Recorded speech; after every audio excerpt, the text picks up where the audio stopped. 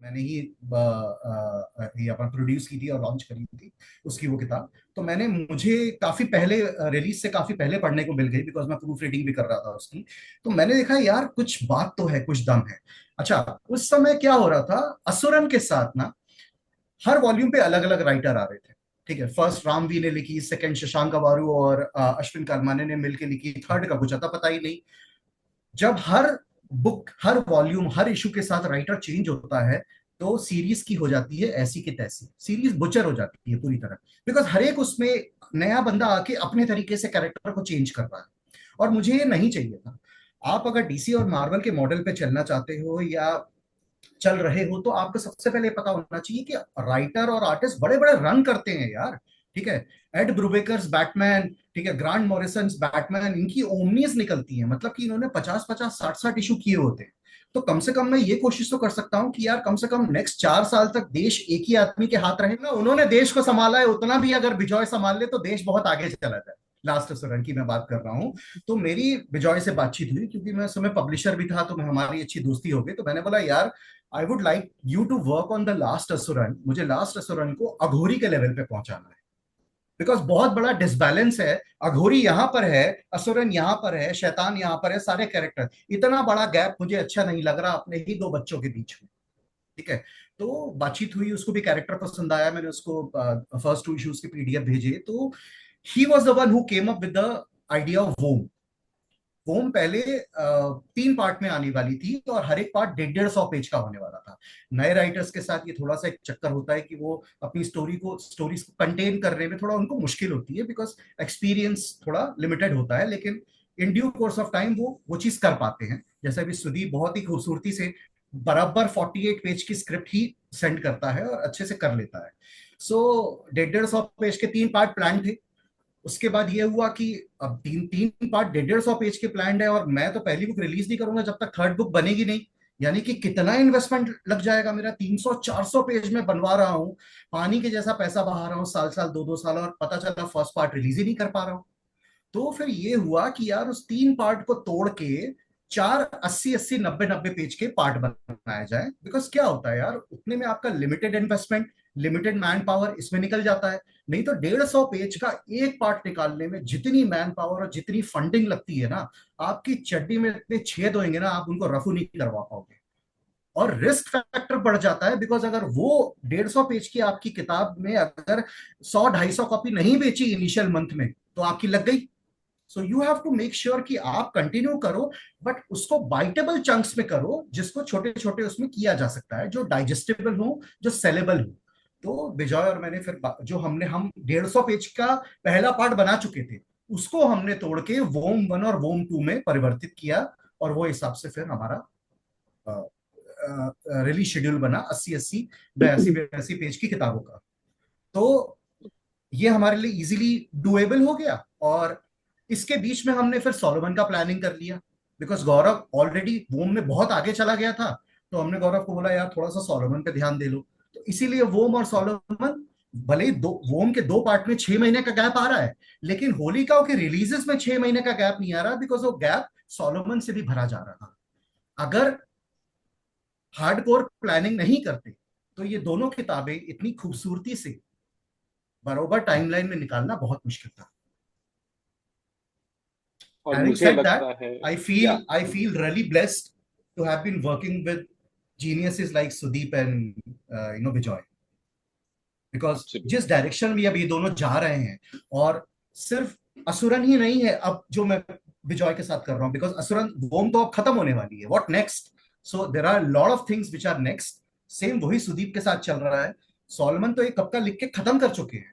सुदीप इस समय जो लिख रहा है वो 2027 की रिलीज है। तो काफी फ्रूटफुल रही है वोम और सोलोमन की प्लानिंग। और मुझे बहुत खुशी है कि उस प्लान के तहत ही ये किताबें टाइम पर रिलीज हो रही हैं, जिसमें मैंने ये नोटिस किया है लोगों को बहुत खुशी हो रही है। मतलब लोग बहुत खुश हैं कि यार आपने जो टाइमलाइन सेट किया था उस टाइमलाइन में किताबें आ रही हैं। कोई भी किताब ऑल न्यू होलिकाओं में आज तक डिले नहीं हुई है अपनी रिलीज से। Another क्या thing बात I just want to interject and I just want to say, uh, it's just not Solomon, सिर्फ Solomon नहीं है, ये जो छोटे सेकेंडरी कैरेक्टर्स हैं, फॉर एग्जाम्पल मेरे को जो काफी एंजॉय किया मैं लिखना, द कैरेक्टर वाइज, मैं अभी सिर्फ कैरेक्टर वाइज, वो है वेलू द वैम्पायर। वो एक ऐसा वैम्पायर है जो डरता पहले है, काटता बाद में। It's something like that, if you corner him then he will bite you. So for me, I enjoyed the secondary characters, and I told Vivek ki, I don't care about gods in your Holy Cow. I don't care about gods and cosmic this thing. मेरे को street level पे काम करने दो. Let me work out with the characters. I enjoy that more because Jimmy Olsen is as important for Superman as well. भले ही वो शायद peri white है, लॉइस लेन तो चलो ठीक है, शी इज द हीरोइन, जो सेकेंडरी कैरेक्टर्स है वो भी इतने इंपॉर्टेंट है वो वर्ल्ड के लिए। So for me in Holy Cow, I was enjoying working with the secondary characters. So for me, my personal favorite was Velu, and I read the entire lot, right from Agori and all that. उसने मेरे को विवेक ने books भेजे।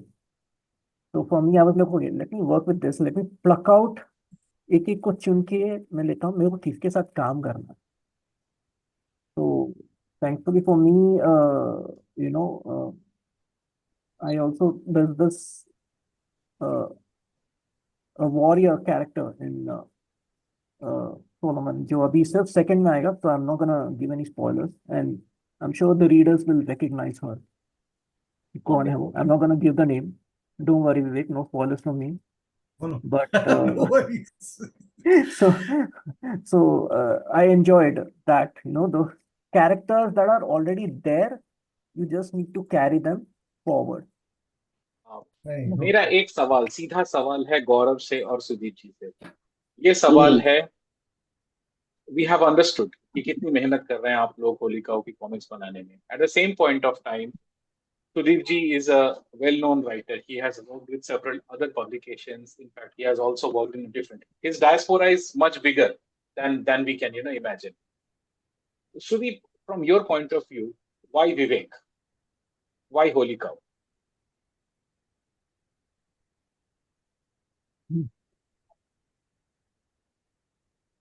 Let's face it. Let's face it. He has a long run compared. Not that I'm undermining the efforts of other publishers, but comparatively, yes, he has a long run. There is also a wide array of characters that he has. The wide array, like काफी है. There's a lot of characters with you out there, right from Aghori to Solomon and beyond. There will be some other characters also. So he has established a universe. That And was वो Chris. universe में वो universe में there are toys I can play with. There are toys that I can play with. There are toys that I can have fun with. So I think that would be the best reason. I feel that ठीक है, ये यहाँ पे मैं कुछ कर सकता हूँ, मेरे को मजा आ रहा है. If this is the route I can take, and if he feels that yes, this is the route I can take, so why not? Why not is Thank the you. Thank final you. answer. That Why was not? very crisp and precise. Thank you very much for the answer. Next is Gaurav. Gaurav ji, हमें पता है कि आप होलिकाओं से शुरू से जुड़े हुए हैं, लेकिन साथ ही साथ ये भी बताइए, अभी तक आपके पास सैकड़ों हजारों रिक्वेस्ट आ चुकी होंगी दूसरे पब्लिकेशन से कि भाई हमारे साथ भी काम करो। डीसी मार्वल से भी शायद आई होंगी, मुझे पता नहीं। इन सारे लुभावने विकल्पों के रहते हुए, वाई दी होली काउ विवेक गोयल? गौरव। गौरव, गौरव अगर तुम्हारा मैं आधा पेमेंट बाकी है, ध्यान रखना। मेरे को मेरा पेमेंट मिल गया, इसलिए मैंने बोल दिया। सुदीप के टाइम पे मैं डर गौरव रहा था मेरा थोड़ा, मैं क्योंकि अभी लास्ट वीक ही हाँ, पेमेंट किया है इसका। मैं अरे बोल दिया, गौरव बच के रहना। गौरव नहीं बच नहीं, के ऐसे रहना। ऐसे बोलोगे तो फिर वो जो बैठे हैं ग्रुप्स पे वो सोचेंगे कि यार टॉर्चर, देखो टॉर्चर करा जा रहा है, पेमेंट नहीं रोका के रखते हैं। हाँ, यस गौरव, होलिकाऊ, बताइए। अब जब मैं यहाँ होलिकाऊ में आया तब इतना समझदार थोड़ी था कि क्यों होलिकाऊ ही चुननी है मुझे, होलिकाऊ भी स्टार्ट ही हो रही थी, मैं तो काम ढूंढ रहा था जहाँ के। तो ये और तब मैं राज कॉमिक से निकला था, वहां मैं इंकिंग करता था। लेकिन मुझे पेंसिलिंग सीखनी थी, क्योंकि इंकिंग में तो इतना स्कोप है नहीं, जब तक आप जगदीश जी लेवल की इंकिंग ना करें तो पेंसिलिंग मैंने थोड़ी बहुत सीखी, इधर उधर छोटा मोटा काम किया। फिर देखा कि ये आर्टिस्ट सर्च कर रहे हैं, तो मैंने भी अपना एक भेजा कुछ पोर्टफोलियो। इन्होंने बोला कि हमारे लिए कुछ बना के दिखा दो। फिर वो जो गंगा भीष्म का पहला पेज है, भीष्म रथ पे खड़ा हुआ है, वो मैंने बना के भेजा था। वो इन्होंने अप्रूव कर दिया। उस समय इन्होंने ज्यादा करेक्शन मिस्टेक्स नहीं बताया, क्योंकि नहीं बताया 20 साल का लड़का और क्या बना लेगा एकदम, मेरा खुद वो का भी ज्ञान भी टाइट तो पेन। लिमिटेड था। हाँ, और मेरा तो बिल्कुल ही न्यू न्यू था पेंसिलिंग में, और ऊपर से टाइट पेंसिल्स। पहली बार से पहले पेज से टाइट पेंसिल करी है मैंने, कि इंकिंग की जरूरत ना पड़े। तो फिर उसके बाद फिर जब काम करते करते मुझे समझ में आ गया कि होली काऊ ही ऐसी जगह है जहां मैं अच्छा आर्टिस्ट बन सकता हूँ। तो क्योंकि आप बाहर से कमा सकते हो। पैसे आप कमाने के लिए क्यों होलिकाओं के साथ बात कर? जब पैसे कमाने होंगे तो दूसरे विकल्प भी आपके पास हैं। No offences Vivek, but I want to understand. None taken. Thank you. नहीं, उस समय इतनी इतनी कंपनीज कहाँ थी, इतनी वो कहाँ थी कि कोई और मुझे बताए कि हम ज्यादा रेट्स देंगे या दूसरे। तब तो उस समय तो आर्टिस्ट नए लड़के को चाहिए होता है कोई काम दे दे नहीं नहीं स्टार्टिंग में। तो Gaurav, you are not getting me. मेरे कहने का मतलब है you have spend some time in होलिकाओ। आज हाँ, आप गौरव, आज अगर गौरव श्रीवास्तव का नाम लो, लोग जानते हैं गौरव श्रीवास्तव कौन है। भले ही शक्ल से न जाने, आपके काम से आपको पहचानते हैं। आपका एक सोशल मीडिया प्रोफाइल है, इस पे आपको बहुत सारे अप्रोच किए गए होंगे, बहुत सारे पब्लिकेशंस के द्वारा, देशी विदेशी। तो आप सिर्फ होली क्यों के साथ ही अभी तक क्यों हो, और क्यों किसी दूसरे के साथ अभी तक आप काम नहीं कर रहे हो जिस लेवल पे आप काम कर सकते हो? आई मीन, विदेशी कंपनियां के साथ भी आप काम कर सकते हो, और हमारे देशी कंपनियां भी बहुत सारी हैं जो आपको हाथों हाथ अभी लेने के लिए तैयार होंगी। मैं सबसे बोल देता हूँ कि मैं कवर्स के लिए अवेलेबल हूँ, इंटीरियर तो मैं होलिकाओं के लिए ही करूंगा। उसका रीजन ये है, अल्टीमेट स्पाइडरमैन जब आई थी, जो बेंडेस और मार्क बेगली वाली, तब मेरा हमेशा से वो था, जैसे मनु जी का डोगा हो गया, कि मैं एक कैरेक्टर, कुछ कैरेक्टर या जैसे अनुपम जी राज कॉमिक्स के साथ जुड़े, तो अगर मुझे अभी यहाँ पे करेक्शन होते हैं, एडिटिंग होती है, तो अगर मैंने होलिका छोड़ दी तो फिर मैं वहीं रुक जाऊंगा जहां मैं आज काम कर रहा हूँ। Got it, got it. इसलिए भी, और अब तो बॉन्डिंग इतनी हो गई, एससी का काम तो मुझे हमेशा करना है। बाहर का थोड़ा बहुत मैं इधर उधर देख लेता हूँ कुछ, और मेनली तो एससी ही है। क्योंकि मैं भी कहीं अलग काम नहीं कर सकता, मुझे अजीब सा लगेगा। मैं अब मार्वल में आता है काम कर रहा सबसे हूँ बड़ा मुझे, सवाल। हाँ नहीं हाँ। नहीं, मैं मार्वल में काम कर रहा हूँगा तो मुझे देश याद आएगा, अपना इंडिया भी और ये देश भी वो भी, कि यार। और मैं देश के लिए तो मैंने इनसे बोल दिया, देश मेरा डोगा है, देश मैं ही विवेक, करूंगा। By end of the day please इसकी बाकी पेमेंट कर देना। He has done a good job, right? Yes my ah boy, गया, यस आ यस। गया, अरे मैं आ गया पेमेंट पेमेंट। के लिए नहीं, पेमेंट के लिए आ नहीं बोल रहा, वैसे ही पेमेंट के बोल रहा हूँ। साथ, नहीं नहीं, पेमेंट मजाक के कर रहा हूँ। साथ 101 रुपए बोनस। 101 रुपया बोनस। 101 रुपए बोनस। अगला सवाल विवेक के लिए है, एंड दिस हाँ जी। क्वेश्चन ये मेरे दिमाग में बहुत पहले से था, मैं भूल रहा था हमेशा जब भी आपसे मिलता था। हम्म। आपने दूसरे पब्लिकेशंस के लिए बहुत शिद्दत से, बहुत मेहनत से काम किया। उनकी किताबें बनवाने से लेकर, करेक्शन से लेकर, प्रूफ रीडिंग से लेकर, डिस्ट्रीब्यूशन, सेलिंग, प्रमोशन, आपने बहुत कुछ किया है दूसरे पब्लिकेशंस विलेज। के लिए भी। जी जी। तो मेरा सवाल ये है, ऐसा क्या हो जाता है हमेशा कि विवेक गोयल हमेशा से जो है चर्चाओं में आ जाते हैं, और आगे चल के कुछ अलग ही कहानी बन जाती है?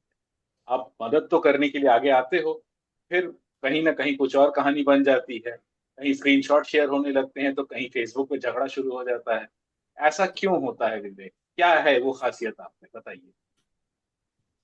देखिए, मैं इसको दो पार्ट्स में बांटूंगा। ठीक है, सबसे पहला, जो मैं एज अ पब्लिशर याली के साथ जुड़ा था, ठीक है, तो याली के साथ जो भी हुआ वो तो दुनिया जानती है। ठीक है, याली के साथ मेरा जो मतभेद हुआ था, ठीक है, वो कुछ कुछ पर्सनल और थोड़े स्ट्रेटेजिक रीजंस की वजह से था, जिनको मैं सोशल मीडिया पे नहीं बताना चाहता। ठीक है। बट वो एक ऐसा केस सिनेरियो है जो बाकी सबसे अलग है। और मैं और अश्विन अश्विन श्रीवत्संगम जो याली की ओनर है, मैं और वो अब वो मुकाम पे पहुंच चुके हैं जहां पर हम अब जब पीछे देखते हैं, so we always remember the good things that we did together, not the fight. So for me, probably we should let the bygones be bygones. Ashwin Srivatsangam के लिए मेरे दिल में कोई मैल नहीं है। वो जो हुआ वो हुआ उस समय, ठीक है।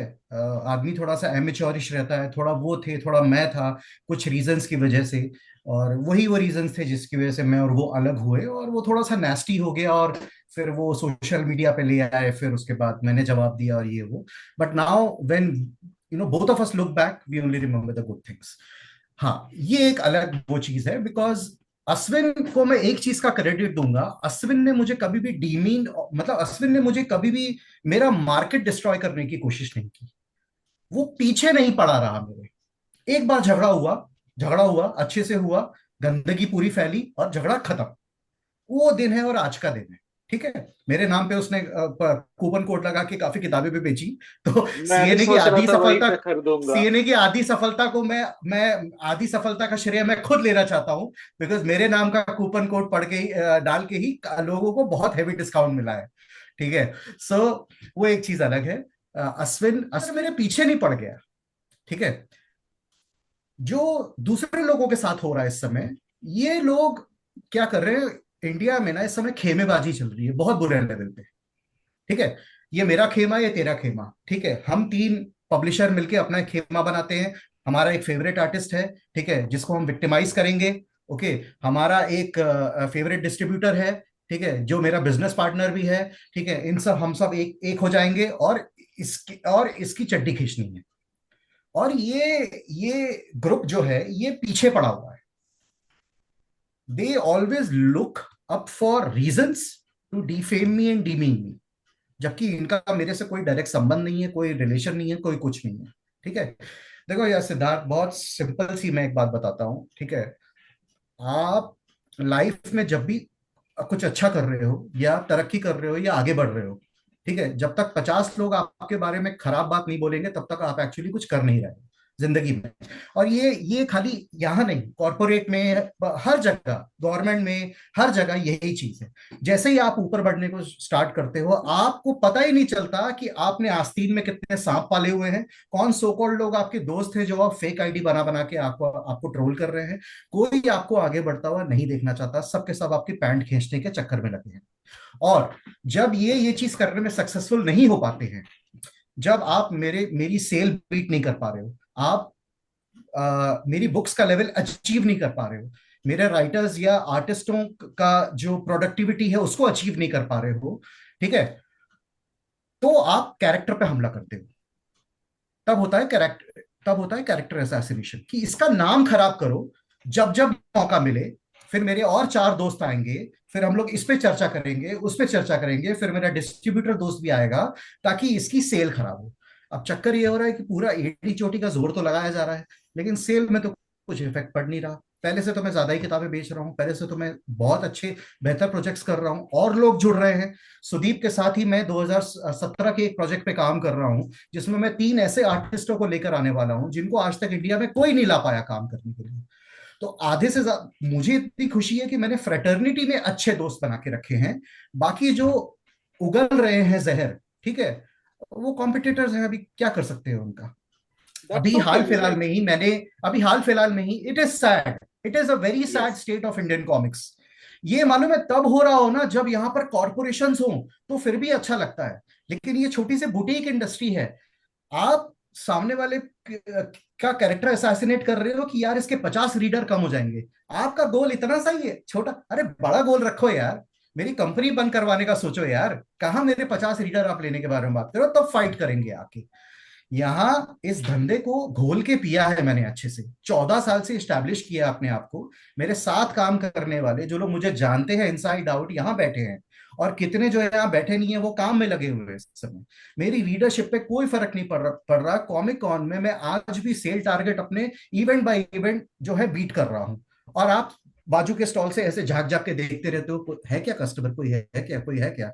उससे अच्छा थोड़ा सा आप अपने काम में ध्यान दे दो, अपना अपना स्टॉल संभाल लो। अभी मैं नाम नहीं लूंगा ऑब्वियसली, मैंने एक रिटेलर को वोम 1 2 और सोलोमन की कॉपीज भेजी, उसने पैकेट रिटर्न कर दिया, ठीक है, क्योंकि उसके दोस्त पब्लिशर को शायद पता चला होगा कि इसने मेरे यहाँ से बुक उठाई है, ठीक है। ये कह के मुझे कि विवेक जी सॉरी मैं आपका माल नहीं बेच पाऊंगा, आपकी और ये फलाना पब्लिशर की जमती नहीं है, और वो फलाना पब्लिशर जो है वो मेरा बिजनेस पार्टनर है, तो मैं उसे नाराज नहीं कर सकता, तो मैं आपका माल नहीं बेच पाऊंगा। इस लेवल की तो यार मतलब खेमेबाजी चल रही है। आपने मेरी 15 किताबें वापस लौटा दी, मतलब सोचो कितना बड़ा आघात पहुंचा, मेरी 15 किताबें वापस आ गई, मेरा लाखों का बिजनेस चला गया।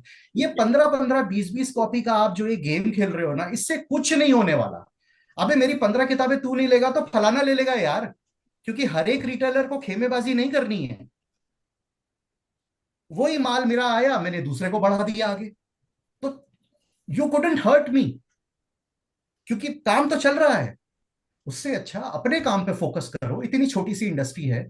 इतनी आप जब एक आदमी के पीछे पड़े रहते हो ना सिद्धार्थ, क्या होता है, आप है ना पूरा दिन सोचते रहते हो कि साला इसने क्या कुछ किया है कि नहीं, चलो देखें क्या किया है कि नहीं। आप मेरे को गोस्ट करते रहोगे पूरा दिन, और वहीं पे आपका टाइम बर्बाद होगा और आप कुछ अपनी जिंदगी में प्रोडक्टिव नहीं कर पाओगे। तो ये सब जो चल रहा है ना, ये कर कर आके ये लोग अपना ही नुकसान कर रहे हैं।